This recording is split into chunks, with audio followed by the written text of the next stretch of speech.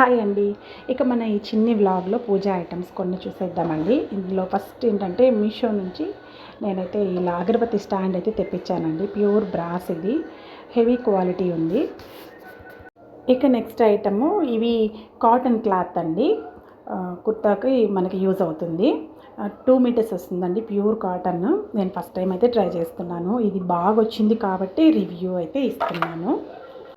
ఇక ఇది చూడండి, ఓపెన్ చేస్తాను. ఇవి త్రీ క్లాత్స్ వస్తాయండి, పీసెస్ 3 పీసెస్. 3 కూడా డిఫరెంట్ కలర్స్ ఉన్నాయి. అందులో ఆప్షన్స్ ఉన్నాయండి, మనకి ఏ కలర్స్ కావాలంటే అది సెలెక్ట్ చేసేసుకోవచ్చు. ఇదైతే బ్లూ అండ్ వైట్ వచ్చిందండి. మనం వైట్ కలర్ లెగ్గిన్ యూస్ చేసినా బాగుంటుంది. ఇదైతే ఆలివ్ గ్రీన్ అండ్ వైట్ వచ్చింది. రెండింటికి కూడా వైట్ అయితే సెట్ అవుతుంది. ఇక థర్డ్ వచ్చేసి పింక్ అండ్ వైట్ వచ్చిందండి. చూపిస్తాను చూడండి.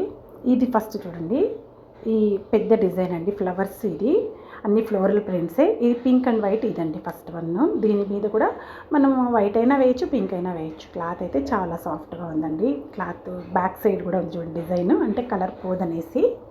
నేనైతే ఈ క్లాత్ అయితే రికమెండ్ చేస్తానండి. చాలా బాగా అయితే వచ్చింది.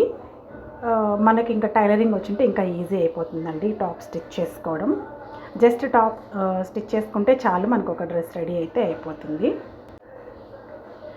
ఇక ఈరోజు ఈవినింగ్ స్నాక్స్గా అయితే అవకాడో టోస్ట్ అయితే చేస్తూ ఉన్నానండి.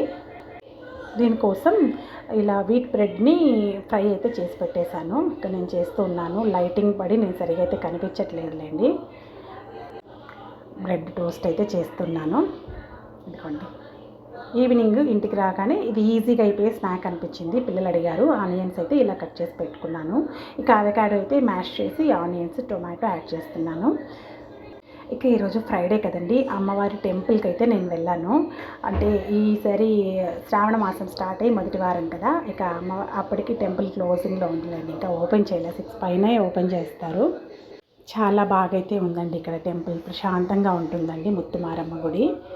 తిరుపతిలో వాళ్ళకైతే ఐడియా ఉంటుంది. చాలా బాగా డెకరేషన్ చేశారు. ఇక ఇంటికి వచ్చిన తర్వాత అమ్మవారికి అయితే ఈరోజు ఈవినింగ్ పూజ అయితే చేస్తున్నాను. అమ్మవారిని ఈ విధంగా డెకరేషన్ అయితే చేశాను. లక్ష్మీదేవి అమ్మవారి పట్టం పెట్టుకున్నాను.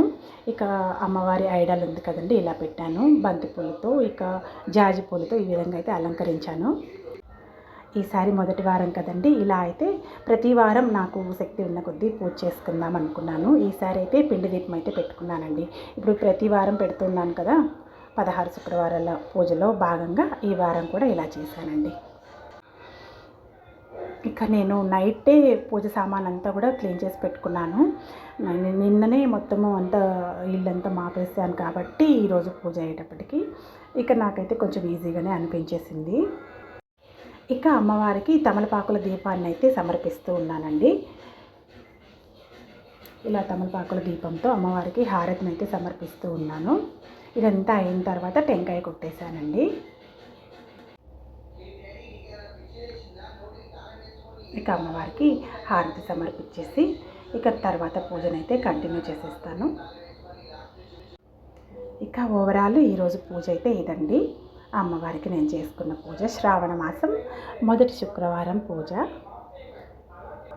శ్రావణ మాసం అంతా కూడా ప్రతిరోజు ఒక పండగ వాతావరణమే ఉంటుంది కదండి. అలా పూజ చేసుకునే శక్తిని ఆ భగవంతుడు నాకు కల్పించాలని కోరుకుంటున్నానండి. ఓకే అండి, థ్యాంక్ యూ ఫర్ వాచింగ్. ఇలాంటి మరిన్ని వీడియోస్ కోసం నా ఛానల్ని సబ్స్క్రైబ్ చేసుకోండి. Take care, bye.